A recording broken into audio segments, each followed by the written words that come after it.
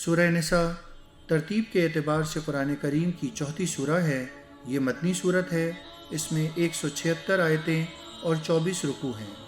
یہ صورت حضرت صلی اللہ علیہ وآلہ وسلم کے مدینہ منورہ ہجرت فرمانے کے بعد کے ابتدائی سالوں میں نازل ہوئی۔ اس کا اکثر حصہ جنگ بدر کے بعد نازل ہوا تھا۔ یہ وہ وقت تھا جب مدینہ منورہ کی نوزائیدہ مسلمان ریاست مختلف مسائل سے دوچار تھی۔ زندگی کا ایک نیا ڈھانچہ ابھر رہا تھا، جس کے لیے مسلمانوں کو اپنی عبادت کے طریقوں اور اخلاق و معاشرت سے متعلق تفصیلی ہدایات کی ضرورت تھی۔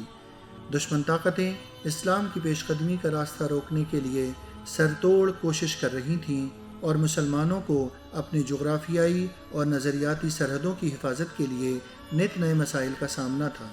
سورہ نساء نے ان تمام معاملات میں تفصیلی ہدایت فراہم کی ہیں۔ چونکہ ایک مستحکم خاندانی ڈھانچہ کسی بھی معاشرے کی بنیاد ہوتا ہے، اس لیے یہ صورت خاندانی معاملات کے بارے میں مفصل احکام سے شروع ہوئی۔ چونکہ خاندانی نظام میں عورتوں کا بہت اہم کردار ہوتا ہے، اس لیے عورتوں کے بارے میں اس صورت نے تفصیلی احکام عطا فرمائے ہیں، اور اسی لیے اس کا نام سورہ نساء ہے۔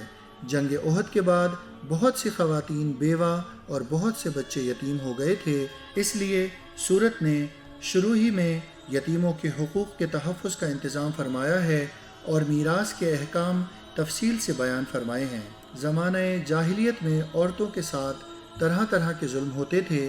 ان مظالم کی ایک ایک کر کے نشاندہی کی گئی ہے اور معاشرے سے ان کا خاتمہ کرنے کی ہدایت دی گئی ہے۔ نکاح و طلاق کے مفصل احکام بیان کیے گئے ہیں اور میاں بیوی کے حقوق متعین فرمائے گئے ہیں، جس کے بعد انسان کی باطنی اور معاشری اصلاح کی طرف توجہ دلائی گئی ہے۔ مسلمانوں کو عرب صحراؤں میں سفر کے دوران پانی کی قلت پیش آتی تھی، لہٰذا تیمم کا طریقہ اور سفر میں نماز قصر کی سہولت عطا فرمائی گئی ہے۔ مدینہ میں بسنے والے یہودیوں نے حضرت صلی اللہ علیہ وآلہ وسلم سے معاہدہ کرنے کے باوجود مسلمانوں کے خلاف سازشوں کا ایک لامتناہی سلسلہ شروع کر رکھا تھا۔ ان کی بدعمالیوں کو واضح فرمایا گیا ہے اور انہیں رائے راست پہ آنے کی ترغیب دی گئی ہے۔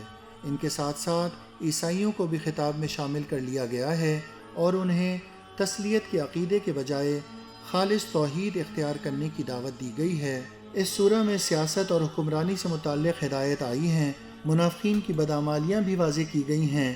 جہاد کے احکام بیان کر کے منافقین کی ریشہ دوانیوں کا پردہ چاک کیا ہے۔ اسی سیاق میں قتل کی سزائیں مقرر فرمائی گئی ہیں۔